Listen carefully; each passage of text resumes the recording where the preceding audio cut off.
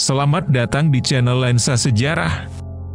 Di sini, kita akan menjelajahi kisah-kisah menarik dari masa lalu, menggali peristiwa-peristiwa bersejarah, dan memahami bagaimana sejarah membentuk dunia kita saat ini. Jangan lupa untuk like, komen, dan subscribe agar tidak ketinggalan konten terbaru.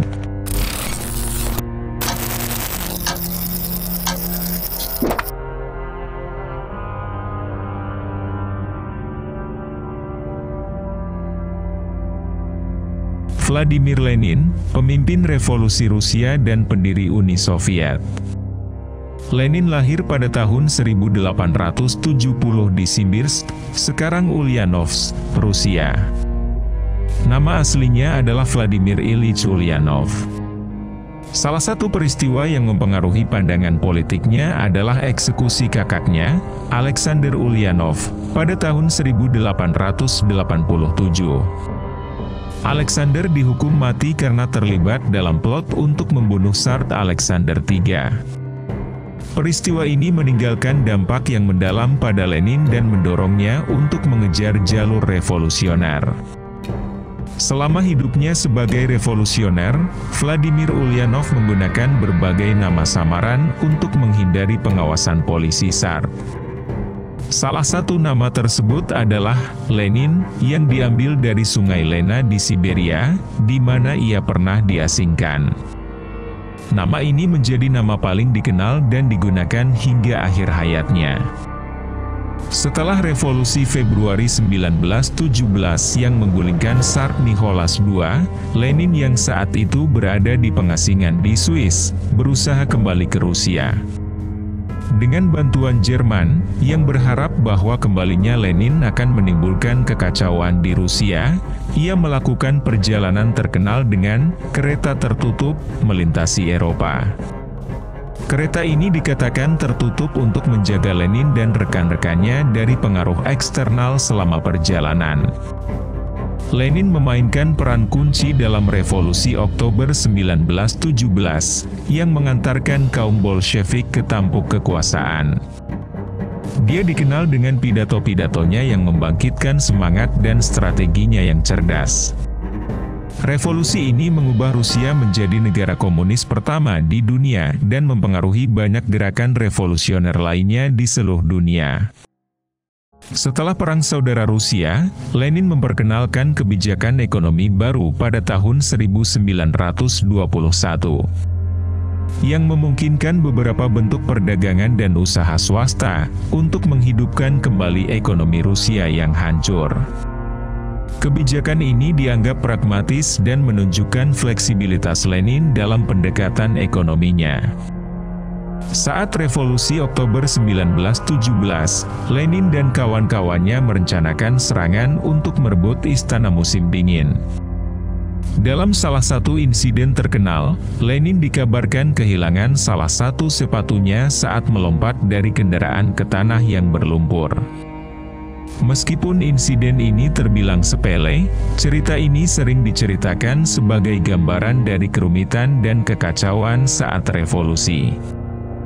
Sebelum Revolusi 1917, Lenin pernah diasingkan ke Siberia selama 3 tahun, 1897–1900, karena aktivitas revolusionernya.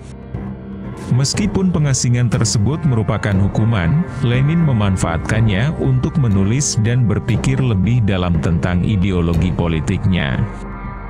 Selama di Siberia, dia juga bertemu dengan istrinya, Nadezhda Krupskaya, yang menjadi salah satu rekan setianya dalam perjuangan politik. Lenin dikenal sebagai debater yang ulung dan sering terlibat dalam diskusi serta perdebatan dengan para filsuf dan tokoh sosialis lainnya.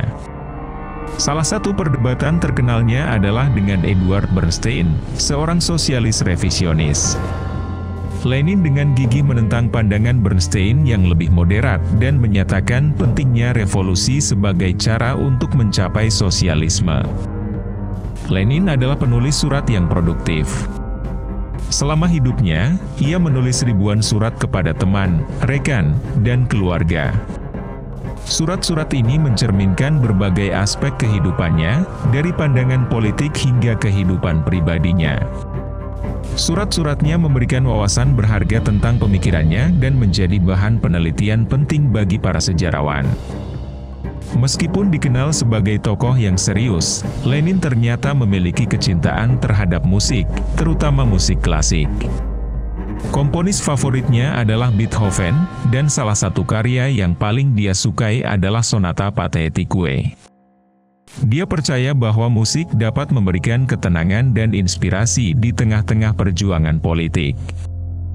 Lenin menyadari pentingnya seni dan propaganda dalam menggerakkan dukungan massa.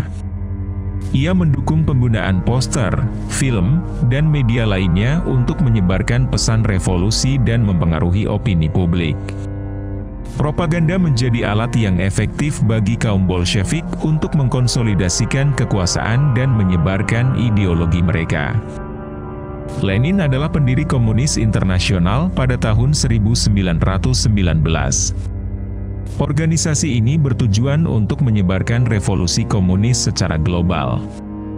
Lenin berharap Komintern akan membantu memicu revolusi di negara-negara lain dan memperkuat gerakan komunis internasional. Salah satu ambisi besar Lenin adalah elektrifikasi seluruh Rusia, yang ia lihat sebagai kunci untuk modernisasi ekonomi dan sosial. Proyek ini dikenal sebagai Plan Goelro, dan menjadi salah satu proyek besar pertama dari pemerintah Soviet.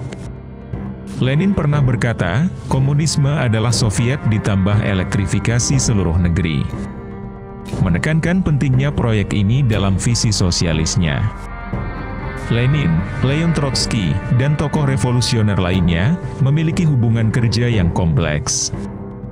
Meskipun awalnya ada perbedaan pendapat, terutama selama Revolusi 1905 dan sebelum Revolusi Oktober, keduanya akhirnya bekerja sama erat selama Revolusi Oktober dan Perang Saudara Rusia. Setelah kematian Lenin, hubungan antara Trotsky dan penerus Lenin, Joseph Stalin, memburuk, dan Trotsky akhirnya diasingkan. Pada tahun-tahun terakhir hidupnya, kesehatan Lenin memburuk akibat serangkaian stroke. Dia menjadi semakin tidak mampu memimpin secara aktif dan akhirnya meninggal pada 21 Januari 1924. Tubuhnya dibalsem dan ditempatkan di Mausoleum Lenin di Lapangan Merah, Moskow, di mana ia tetap ada hingga hari ini. Lenin meninggalkan warisan yang kompleks. Dia dihormati oleh banyak orang sebagai pahlawan revolusi dan pembebas, tetapi juga dikritik karena kebijakan-kebijakan keras dan pemerintahan otoriternya. Pemikirannya tentang Marxisme-Leninisme terus mempengaruhi ideologi politik di banyak negara. Terima kasih sudah menonton video ini. Jangan lupa untuk like, komen, dan subscribe jika kamu menikmati konten yang kami bagikan. Aktifkan juga lonceng notifikasinya agar kamu tidak ketinggalan video terbaru dari kami. Kalau ada pertanyaan atau saran, tulis di kolom komentar di bawah.